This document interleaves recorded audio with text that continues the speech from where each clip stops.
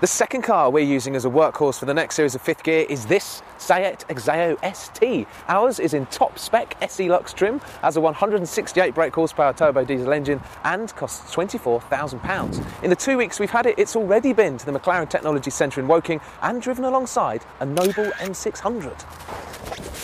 The electric memory seats are brilliant because we've all assigned ourselves a number so we don't have to fidget around before driving off, and because it's black, it looks brilliant once it's got a bit of speed dirt rubbed up the bonnet from the motorway. Gotta love speed dirt. Oh.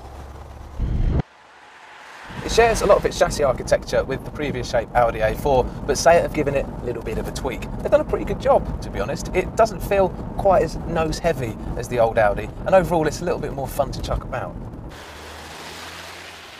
But as decent as it is around the bends, its best feature only comes to light when you come out on dual carriageways and motorways. That's the engine. It's really elastic, really torquey, really satisfying to surge along. And despite the fact that it encourages you to drive along a little bit quicker than perhaps you should, we've been getting 37.1 miles to the gallon, which over about 2,000 miles of hard use is incredibly good. There are two main quibbles that consistently crop up, the first of which is the sat-nav. It adds £2,000 to the price of the Exeo, and it doesn't come with full postcode input, so if you don't know a full address and you just go and buy a postcode, you can't find where you want to go. Also, I've been personally offended by the traffic avoidance feature on numerous occasions, the worst of which was I was on the M25 trying to get to Guildford. It decided that the M25 was busy, so it took me on the North Circular right into a 5-mile queue. Not clever.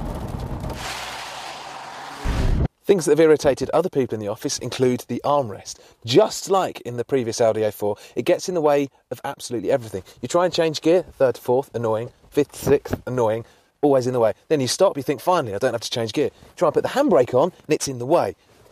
Don't need it. And that's not all. It's not exactly packed with room in the back. I'm only 6 feet tall, and this is all the space my knees get if I want to sit behind myself. So it's just not quite ideal for carrying a big burly crew home after a hard day's filming.